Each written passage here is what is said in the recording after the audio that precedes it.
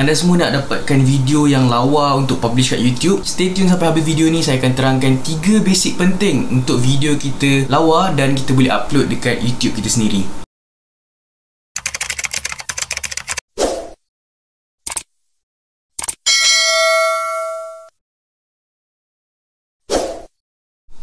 Hai guys, Assalamualaikum, welcome back to my channel. Kepada anda yang baru sampai dalam channel ini, saya Ashraf Azmil. Kepada anda yang dah subscribe sama channel, saya ucapkan terima kasih banyak. Yang belum subscribe, bolehlah tekan subscribe, like dan share all my video jika anda berminat dengan saya punya channel. Untuk video kali ini, saya nak terangkan ataupun saya nak share saya punya tips ataupun saya punya idea untuk dapatkan video yang lawa yang kita boleh publish dekat YouTube kita sendiri. Jadi kalau anda nak dapatkan video yang lawa, anda boleh stay tune sampai habis video ni. Untuk tips pertama adalah audio yang bagus. Audio adalah satu benda yang paling penting sekali dalam kita punya video. Dia ada 2 benda, iaitu video dan audio. Yang paling kita penting sekali untuk kita jaga ialah audio, bagi orang tak turn off untuk dengar kita punya video.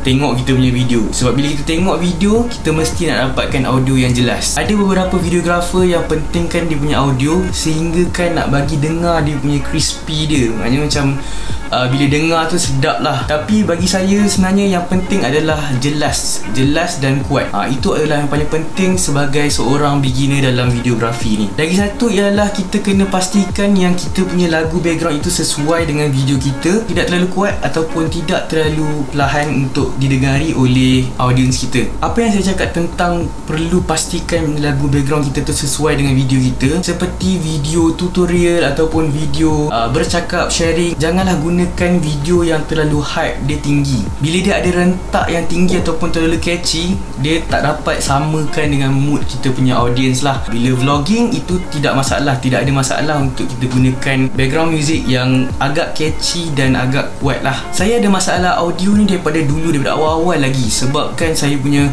tak tahu sama ada phone saya ataupun saya punya mic asyik rosak.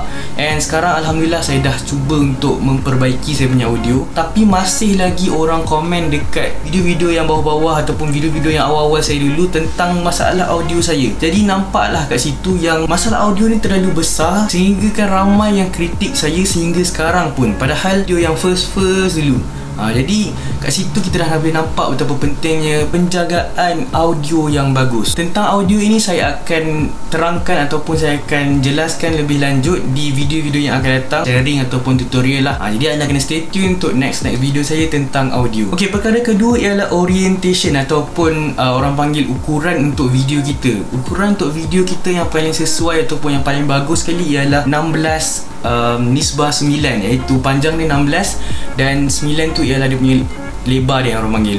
Jadi kita kena pastikan yang bila kita edit video ataupun kita shoot footage kena 16:9. Bila kita nak publish kat YouTube 16:9. Kalau untuk IG kita akan pakai yang square punya. Square lah, samalah kira dia punya panjang dan lebar dia. Itu adalah untuk IG. Dan lagi satu ialah IG story punya, iaitu portrait. So kalau korang pakai portrait ataupun korang shoot footage gunakan yang macam menegak tu, korang publish kat YouTube nampak tak lawa dan nampak tak profesional.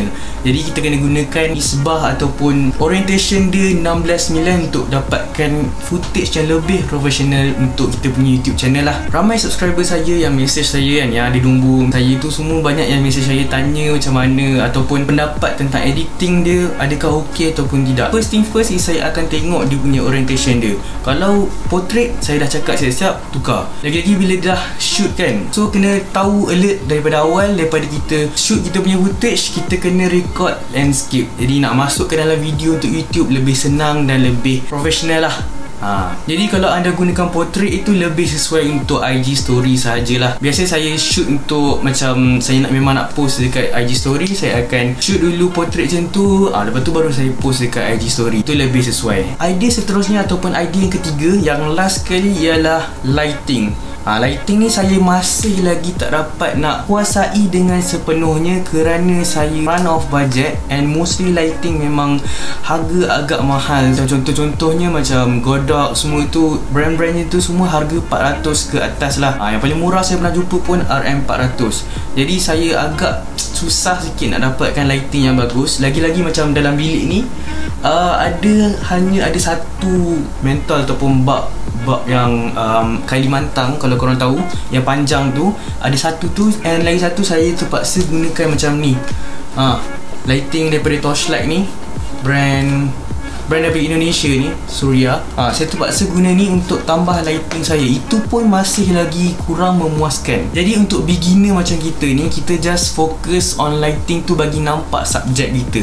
Apa tu subjek kita? Ialah apa benda yang kita nak fokuskan. Macam contoh sekarang ni, yang kita nak fokuskan ialah muka saya. So bila kita record video, kita kena tahu apa kita punya subjek yang kita nak fokus on lah kira. Macam contoh kita nak shoot barang review tu kena kita fokus and nampak dengan jelas lah. Jadi untuk beginner, korang kena pastikan subjek korang jelas dan nampak. Bila cuba bayangkan korang as someone yang nak tengok video, lepas tu tak nampak muka saya dengan jelas, itu buatkan kita rasa turn off untuk tengok kita punya video. Kalau korang nak tahu, bila kita gunakan phone yang biasa-biasa, macam phone yang bawah daripada RM1,000 pun, kita akan dapat video yang lawa jika korang gunakan lighting yang bagus.